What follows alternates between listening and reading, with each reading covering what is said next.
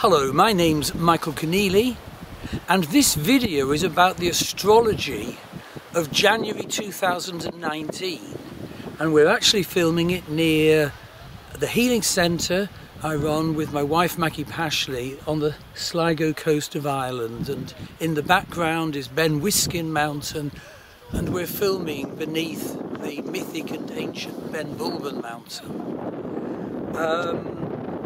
So, January, well basically there's a couple of eclipses and one or two more big developments.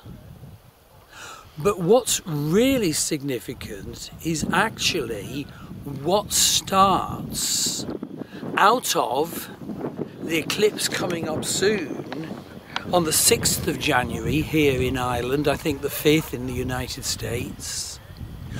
What comes out of that is massive. And I've actually got separate videos about the really big items, so I won't be going into them in detail in this video. I'll just refer you to the other standalone videos when we come to some of the big items. So the first thing I want to mention is that Rahu, the north node of the moon, moves into Punarvasu Nakshatra. So Rahu always moves backwards, so it comes in at the end of Punarvasu Nakshatra, which is in very early Vedic Cancer. And then it crosses over into the other part of Punarvasu, which is at the end of Vedic Gemini, because Punarvasu spans from 20 Vedic Gemini to 3 degrees 20 Vedic Cancer. So Punarvasu is ruled by Jupiter. And what I want to say is that I am cautious about what will happen with Rahu moving into Punarvasu, because I do feel obviously that the energy of Rahu is driven. It can take us to really good places, but only if we note where it's driven, or even dark associations, and purify it as it takes us to those places. And the other side of the coin is that I do not think Rahu helps Jupiter a lot. You see, Jupiter, the ruler of Punarvasu, can be incredibly overexpansive, but Rahu tarnishes Jupiter and makes it more driven and takes away its sacred mystical potentials. It can do.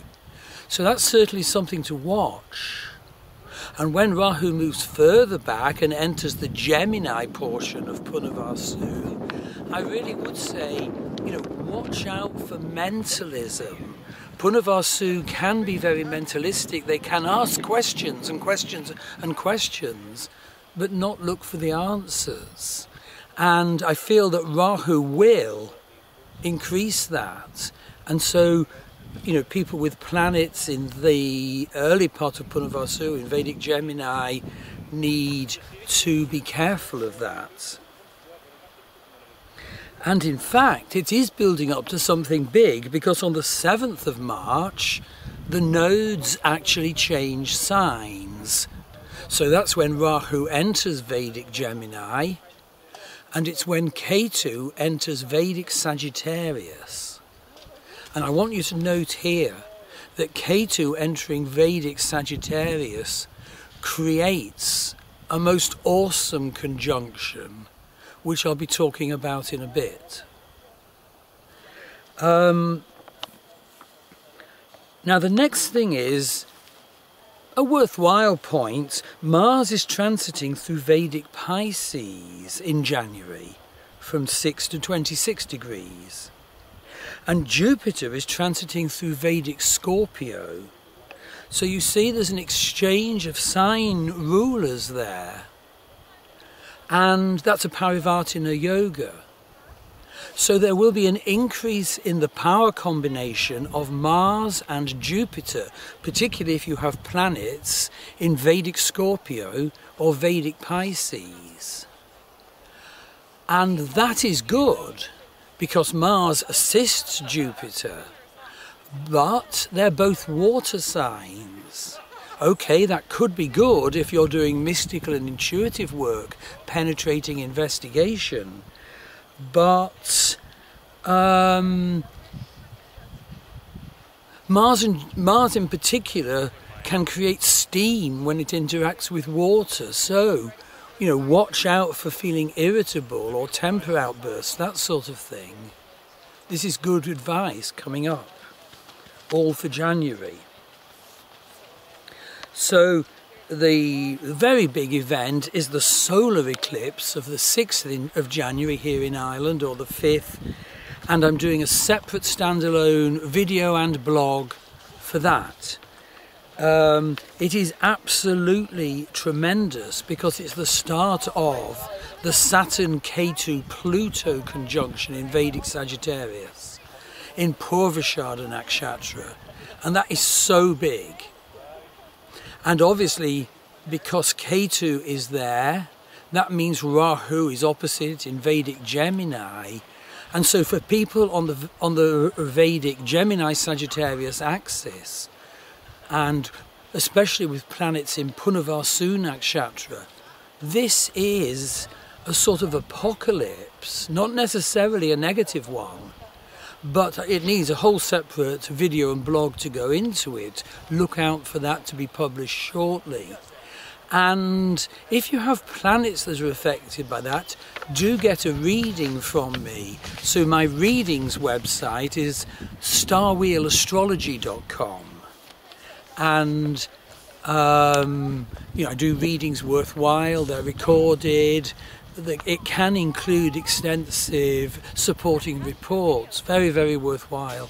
And all my readings combine Western astrology, which is psychodynamic and evolutionary, with Vedic astrology, which declares our incarnational life purpose and all the circumstances we attract into our life and consciousness and destiny that purpose creates. And I always combine the two in any reading. So the solar eclipse of the 6th of January augurs something truly massive. Don't underestimate the upcoming conjunction of Ketu, Saturn and Pluto.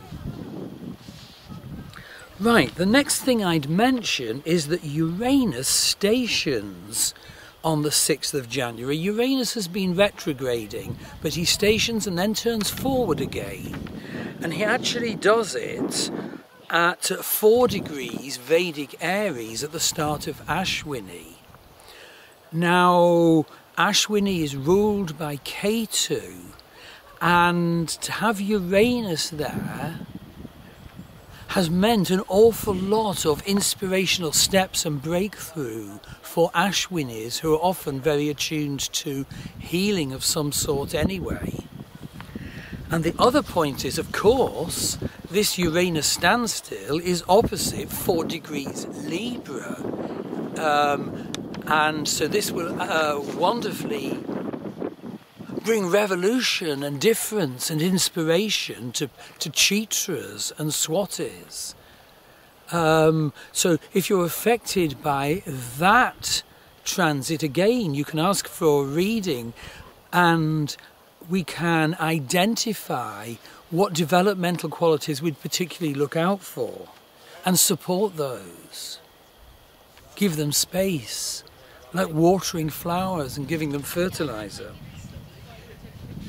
So the next point again is huge, and there is a separate video and blog for it. Look out for it, it'll come out within the first week of January. And that is Jupiter transiting through Jyesta Nakshatra. Jupiter transiting through the latter part of Vedic Scorpio. And it actually lasts until the 5th of November 2017. Except for a brief blip, end of March to end of April, when Jupiter actually crosses through the Gandanta zone from Vedic Scorpio to Vedic Sagittarius and gets into the 1st degree just for a month, of Vedic Sagittarius in Mula Nakshatra, ruled by Niriti, the dark goddess, the goddess of death and destruction. And if you have major planets in Jayasta, do get a reading from me, because this is a long transit and it's actually major. And particularly if you have planets in the Gandanta at the end of Vedic Scorpio. In other words, from 26 Vedic Scorpio to 4 Vedic Sagittarius, because I feel I'm like an expert on handling Gandanta, and I've had many Gandanta clients. So Gandanta is the transition point from the water sign, where water dissolves and dissolves away, so the first flicker of the fire sign which follows. And that point, there's 3 of them in the Vedic zodiac, in the sidereal zodiac, is associated with knowing that the world isn't real and supportive, but with the great opportunity for inspiration and spiritual understanding to cope with that. And because Mahamaya is a thin veil for the Gandantas, and they can learn to see beyond to the divine. Now there's a lunar eclipse, huge one, on the 21st of January in Cancer, in Pushyami Nakshatra, and I'll be doing a video and blog on the lunar eclipse nearer the time, so look out for that. So now we come to Neptune. Well, Neptune turns direct on the 17th of December. So Neptune is very slowly developing forward momentum.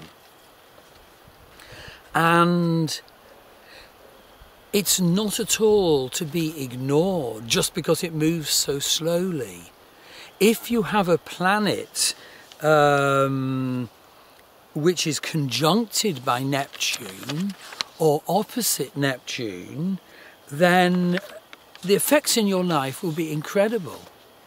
I'm actually on the brink of starting a Neptune Lord of Karma series to follow my Uranus Lord of Karma series that I did last year. The challenges but benefits that Uranus, Neptune and Pluto bring us are beyond words. So the blog associated with this video continues with a wonderful summary of key dates and then a longer summary of the planets' movements in January, and which, which degrees of the signs the planets go through and which nakshatras. And I want to mention that you can study with me for my courses. My courses website is www.mastervedicastrology.com, but actually there are 2 Western courses there, beginners and advanced. So just to mention the Western courses, well, they are psychodynamic astrology, learning about our egoic psychological personality and the sub-personalities and the evolution through time of our awareness of that, and the interventions through time of the whispers of our soul to us. Wonderful stuff. Chart aspect shapes, a huge, wonderful dimension of understanding. But I have a foundation Vedic astrology course. And basically you study 2 charts, yours and mine, and so there's individual correspondence which can offer much more than being, as it were, a passive listener in an audio group, I've found. And my first tutor taught with the correspondence method, and I owe him a great debt. There's also a nakshatras course, which is totally wonderful. The first half is learning about each of the nakshatras, analysing what the planet placements in your chart and my chart does for the nakshatra they're in. And the second part of the course is the amazing declarations, the amazing analytic techniques offered by nakshatras. Absolutely unbelievable. And then I have a Vedic prediction course, a Varga course, the divisional charts of Vedic astrology. That is truly amazing. And others. Oh yes, love and relationships. How could I forget that? So, I look forward to hearing from you. Thank you.